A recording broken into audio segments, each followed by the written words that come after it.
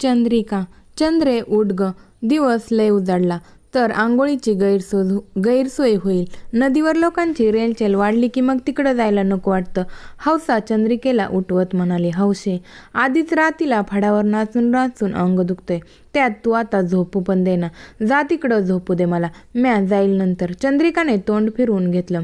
आल्यावर झोप परत, आता उठ. हौसने बळेच तिच्या अंगावरून वाकळ ओढली.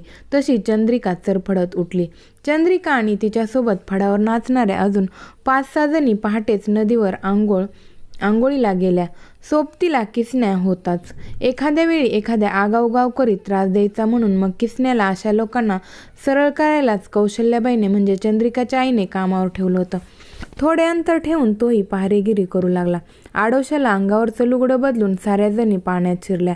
वातावरणात गारवा असला तरी पाणी मात्र आल्हाददायक वाटत होतं. तांबडं फुटलं होतं. कोंबडा आरवत सगळ्या गावाला उठवत होता. पलीकडच्या काठावर एक अंधुक प्रकाश नाही. काही स्त्रिया आंघोळ करताना दिसत होत्या. कोण कपडे धुत होतं तर कोण आपल्या बारक्यांना न्हाऊ घालत होतं. काही बायका घागरी घेऊन पाणी घेऊन चालल्या होत्या.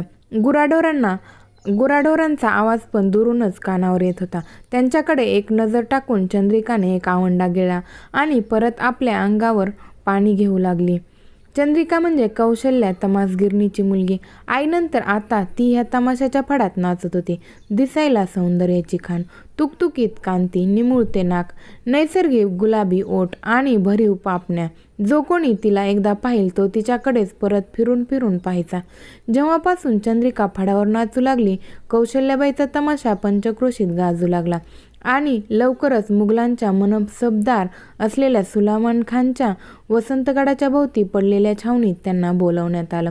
वसंतगडाभोवतीचा परिसर म्हणजे सह्याद्रीच्या कुशीत वसलेला, हिरवाईने नटलेला असा गाव जो धान्य आणि दुभत्या जनावरांनी समृद्ध होता.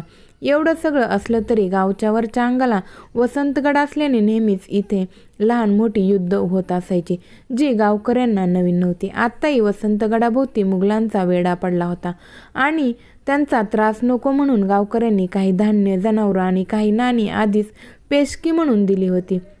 गावात खरेदीसाठी मुघलांच्या सैनिकांचीही ये-जा असायची. एखाद्या वेळी गावातल्या आया बहिणींना दिवसाढवळ्या मुघल उचलून घेऊन जायचे, पण दाद कोणाला मागणार म्हणून गावकरी जीव मुठीत घेऊनच जगत होते. आंघोळ उरकून चंद्रिका आणि बाकी सगळ्याजणी बाहेर पडणार की एक माणूस वाहत येताना दिसला. तशी चंद्रिका पुढे आली आणि तिने त्याला ओढून काठावर आणलं. किसन्याला आवाज दिला. ती लुगडी बदलून आली आणि पाहिलं तर कोणीतरी तरुण जखमी होऊन पाण्यात वाहत आला होता. किसन्याने त्याला उचलून खांद्यावर टाकलं आणि सगळे आपल्या आपल्या तंबूच्या दिशेने निघाले. कोण हाय हा? अगं, कपड्यावरून तर महाराजांचा मावळ वाटतं. ह्याला इथं का आणलं? इथल्या मुघलांनी पाहिलं तर ह्याच्या बरा आपला बी जीव घेत्याल. कौशल्याबाई पुढे येत म्हणाल्या. पण चंद्रिकेने त्यांचं काही एक ऐकलं नाही आणि त्या तरुणाला किसन्याला आपल्याच तंबूत घेऊन जायला सांगितलं आणि त्याच्यावर स्वतःच उपचार करायला सुरुवात केली. 2 दिवस रात्र जागून तिने त्याची सेवा केली आणि 2 दिवसात तो तरुण शुद्धीत आला. कोण हाय तुम्ही? कुठं हाय म्या? या त्या तरुणाने शुद्धीत येऊन विचारलं. म्या चंद्रिका. तुम्ही जखमी होऊन नदीत सापडला तेव्हा तुम्हाला इथं आणलं. चंद्रिकेने माहिती दिली. धन्यवाद बाई, तुम्ही माझा जीव वाचवला, पण आता मला गेलं पाहिजे. त्या तरुणाने घाईत उठण्याचा प्रयत्न केला, पण पायातून एक कळ गेली आणि तो बिछाण्यावर परत कलंडला. दम धरावाईच, अजून पाय बरा नाही आणि छातीची जखम बी अजून भरली नाही. चंद्रिकाने त्याला नीट बसवत म्हणलं आणि उठून परत छातीवरच्या जखमेवर औषधाचा लेप लावू लागली. तो लेप लावताना ती उगीच जवळीक साधत होती. तो तरुण मात्र अंग चोरून नजर खाली करून बसला होता. बस म्या लावतो आता, त्याने पटकन म्हणलं आणि चंद्रिकेने भुवया कसल्या. तुम्ही कोण म्हणायचं? कंच्या गावचं. चंद्रिकाने त्याला दुर्लक्षित करून आपलं काम सुरूच ठेवलं.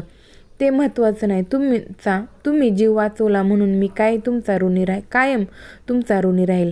वाटलं तर जे मागाल ते देईल, पण त्यापेक्षा जास्त माझ्याबद्दल जाणून घ्यायचा आणि माझ्या लयजवळ यायचा प्रयत्न करू नका, त्या तरुणाने करारी आवाजात म्हटलं आणि तिचा हात झटकला. त्याच्या बोलण्याने आणि तिचा हात झटकल्याने चंद्रिकाला राग आला. जीव वाचवलाय तुमचा, आता तुमच्यावर आणि तुमच्या जीवावर माझा हक्क आहे. चंद्रिका थोडा आवाज वाढवत म्हणाली. ह्या जीवावर फक्त महाराजांचा आणि स्वराज्याचा हक्क आहे. त्या तरुणाने तिच्या नजरेला नजर देत म्हटलं आणि ती वरमली अन गालात हसू लागली. महाराजांच्या मावळ्याबद्दल ऐकलं होतं की ते स्वराज्यासाठी जीवावर उदार होऊन लढतात आणि आज पाहिलं बी. बरं नका सांगू काही. हे धरा 2 घास खाऊन घ्या. तिने जेवणाचे ताट पुढं केलं तसा तो संशयाने पाहू लागला. घाबरू नका, इश नाही त्यात. मारायचं असतं तर 3 दिस इथं लपून नसतं ठेवलं. तिने हसत हसत त्यातला 1 घास खाल्ला आणि ताट त्याच्या पुढं नेलं. त्यानेही मग गप्प खाऊन घेतलं. असेच 1-2 दिवस गेले. तिने परत काहीच विचारलं नाही, पण ती त्याची काळजी घेत होती. दवा पाणी वेळेवर देत होती. तिची त्याच्याकडे पाहायची नजर आणि स्पर्श बदलला होता. तो आल्यापासून तमाशाचा फड पुन्हा रंगला नव्हता म्हणून कौशल्याबाई नाराज होत्या, पण तिला फिकीर नव्हती.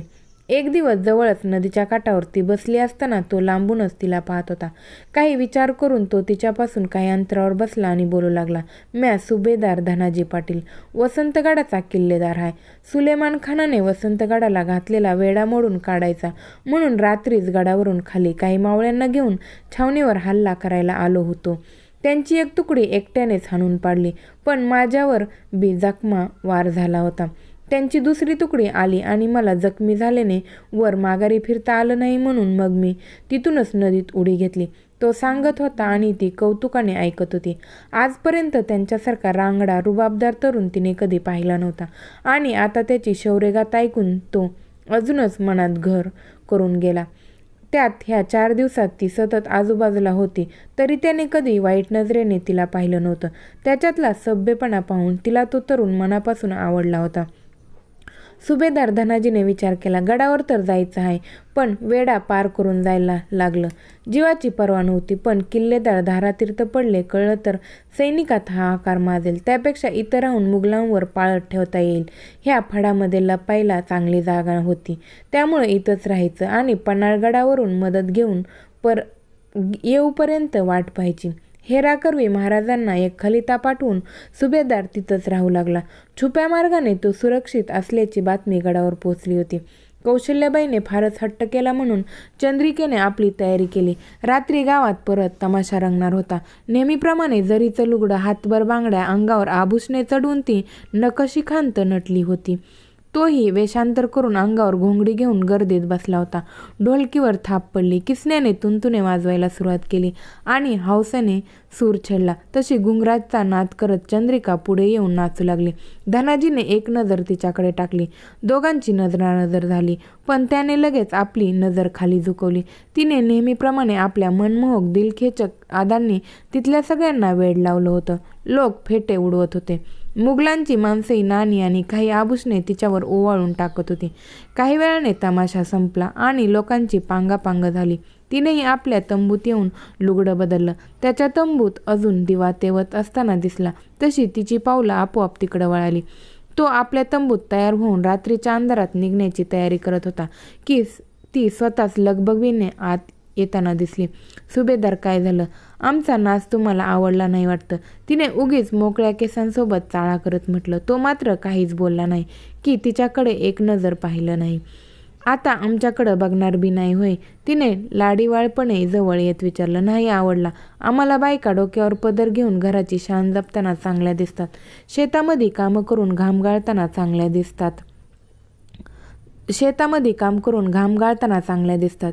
एक वेळ तिच्या हातात समशेर चांगली दिसती, पण पायात घुंगरू बांधून सगळ्यांसमोर नाचणाऱ्या बाईकडे पाहणं जमत नाही आम्हाला. आमचं संस्कार आणि आऊसाहेबांची शिकवण असं करू देत नाही आम्हाला.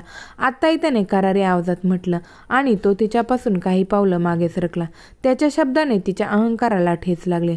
आजपर्यंत सगळी माणसं तिच्या सौंदर्याच्या पुढे पुढे करायची आणि हा आहे की तिच्याकडे नजर वर करून पाहत नव्हता. असं लय पाहिलं तुमच्यासारखं. माझ्या रूपासमोर भल्या भल्यांचं इमान ढासळले. तिने हळूच आपला पदर खाली सरकवला. शेवटी तिने आपलं शेवटचं अस्त्र बाहेर काढलं होतं. काही करून आज त्याला मिळवायचं तिने मनाशी पक्क ठरवलं होतं. धनाजीने एक वार तिच्याकडे पाहिलं.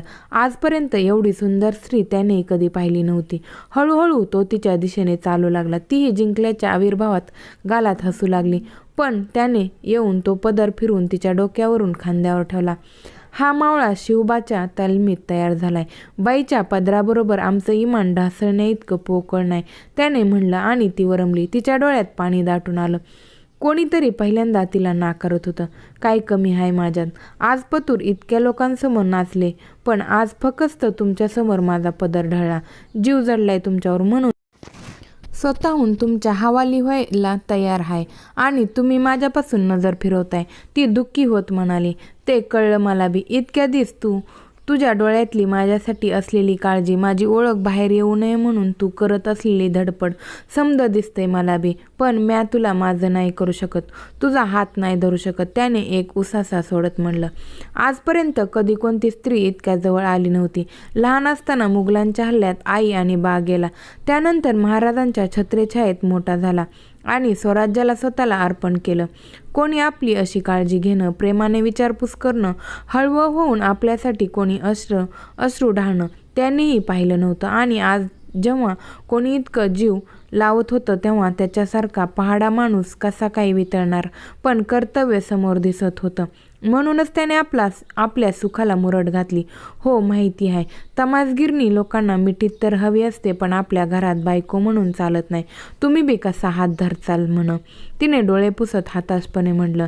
नाही तसं नाही, आम्ही शिवबाची माणसं. कधी इथं तर कधी तिथं डोक्यावर मृत्यू घेऊन फिरतो आम्ही. ह्या सगळ्यात तुझा हात कसा हातात घेऊ? तो कळकळीने म्हणाला. तिला दुखवायचं नव्हतं, पण ती जे मागते तेही शक्य नव्हतं. म्हणूनच एक दिवसासाठी तरी मला आपलं करा. म्या कायम तुमची होऊन राहील. ह्या जन्मात कोणाला ह्या अंगाला हात बी लावून द्यायची नाही. ती त्याच्या पायाशी झुकत म्हणाली. नाही चंद्रिका, तुझ्या डोळ्यात संसाराची स्वप्न आहे.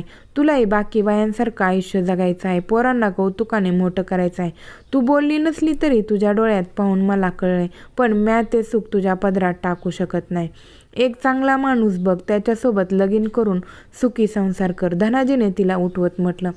आधी फक्त तुमच्या ह्या रांगड्या देहाकडे पाहून भुलले होते, पण या काही दिवसात तुमच्यातला चांगुलपणा पेरमात पडले. आजपर्यंत समद्यांनी फक्त माझ्या ह्या शरीराकडे पाहिलं, पण तुम्ही माझं मन जाणलं. तुमच्या डोळ्यात माझ्यासाठी वासना नाही तर आदर आहे. जिथं नाचणारी म्हणून लोक तोंड फिरवतात, तिथं तुम्ही माणूस म्हणून मला मान दिला आहे. आता मला फक्त तुमची बनून राहायचं आहे. बायकोचा दर्जा नाही मागत म्या, फक्त मला दासी म्हणून सोबत ठेवा. तिने मान खाली घालत म्हणाली. चंद्रिका, त्याच्या तोंडून इतकंच निघालं. तो तिच्यासमोर निशब्द झाला होता. तिने कसलीही पर्वा न करता त्याला स्वतःला अर्पण केलं होतं. तिला मात्र पहिल्यांदा त्याच्या तोंडून आपलं नाव ऐकून कान तृप्त झाल्यागत वाटलं. चंद्रिका, माझं आयुष्य स्वराज्यासाठी आहे ग. म्या तुला काहीच देऊ शकत नाही. त्याने परत एकदा चेहरा फिरवत म्हणलं. पहिल्यांदा असं मन भरून आलं होतं. आणि ह्या चंद्रिकाचं आयुष्य आता तुमचं आहे. बाकी काय न ग मला तुमच्याकडून, फक्त तुमच्या मिठीत घ्या. तिने म्हणलं आणि तिला नाही म्हणता आलंच नाही. ती रात्र आपलं कर्तव्य काही क्षणासाठी बाजूला ठेवत त्याने तिला मिठीत घेतलं आणि कायमचं आपलं बनवलं. त्या काही क्षणात दोघे आपलं आयुष्य भरभरून जगले होते. मला तुझी मदत लागेल, करशील? पहाटे निरोप घेताना त्याने वळून विचारलं. तुमच्यासाठी जीव बी देईन, तिने हसत म्हणलं. 2 दिवसांनी छावणीत जश्न रंगला होता. मागे झालेल्या हल्ल्यात जखमी होऊन किल्लेदार मेला अशी पक्की खबर सुलेमानाला मिळाली होती. खरं तर ती खोटी खबर धनाजीनेच पोहोचवली होती. आत्ता किल्लेदारच नाही तर 2 दिवसात किल्ला आपला समजून सुलेमानने छावणीला शाही दावत दिली होती. नृत्य, मद्य आणि शाही जेवणाचा आस्वाद घेत फौज आनंद साजरा करत होती. सुलेमान खान स्वतः आपल्या शामियान्यात चंद्रिकाचे नृत्य पाहत मद्यपान करत होता. समोर चंद्रिका नाचत होती आणि सुलेमान सुभान अल्लाह म्हणत दाद देत होता. चंद्रिका मद्याचे पेल्यावर पेले भरून देत होती आणि सुलेमान खान जिंकल्याच्या धुंदीत ते पेले रिकामे करत होता. आणि इतक्यात मराठ्यांच्या तुकडीने चारी बाजूने छावणीवर हल्ला केला. समोर येणारा प्रत्येक जण कापला जात होता. कोणाला काहीच कळत नव्हतं. मुघल जीव वाचवायला सैरावैरा पळत होते. मुघलांची बायका मुले आपापल्या शामियान्यात सुखरूप राहतील याची काळजी धनाजीने घेतली होती. बाकी शामियाने आणि तंबू मराठ्यांनी पेटवून दिले. सगळीकडे हाहाकार माजला होता. मुघल फक्त या आली मदत म्हणत ओरडत पळत होते. बराच वेळ चंद्रिका आणि मद्याच्या धुंदीत असणाऱ्या सुलेमान खानला बाहेर काय सुरू आहे हे कळले नाही. पण जेव्हा कळले त्याने युद्धाचा पोशाख चढून मैदानात यायचे ठरवले. त्याने शामियानाबाहेर येऊन पाहिलं. मुघलांची अर्धी फौज रक्ताच्या थारोळ्यात पडली होती, तर अर्धी घाबरून वाट दिसेल तिकडे पळत होती. ते पाहून त्याची सगळी नशा झटक्यात उतरली. एवढा रक्तपात पाहिला तरी सुलेमान धीटपणे उभा होता. त्याने आपली शमशेर घेऊन मराठ्यांवर हल्ला केला. सुलेमान बहादूर होता. काही मराठ्यांना धारातीर्थ पाडून तो धनाजीच्या समोर आला. आता मैदानात 2 दिग्गज योद्धे उभे होते. दोघांच्या नंग्या तलवारी एकमेकावर तुटून पडल्या. प्रत्येक वारासोबत दोघेही जखमी होत होते. दोघांची चिलकत कधीच अंगावेगळी झाली होती. अंगावर ठिकठिकाणी रक्त दिसत होतं, पण दोघे आपल्या राजासाठी लढत होते. अखेरीस धनाजीने बाजी मारली आणि तलवार सुलेमानच्या छातीतून आरपार गेली. दुश्मन संपला होता. सगळ्यांनी एकच जल्लोष केला. इतक्या वेळ हात जोडून प्रार्थना करणारी चंद्रिका जवळ पोहोचणार की धनाजी खाली कोसळला आणि सगळे जागी स्तब्ध झाले. या युद्धात धनाजी गंभीर जखमी झाला होता. त्याला कोसळलेलं पाहून खंडोजी म्हणजे मराठ्यांचा अजून एक सुभेदार आणि धनाजीचा मित्र समोर आला.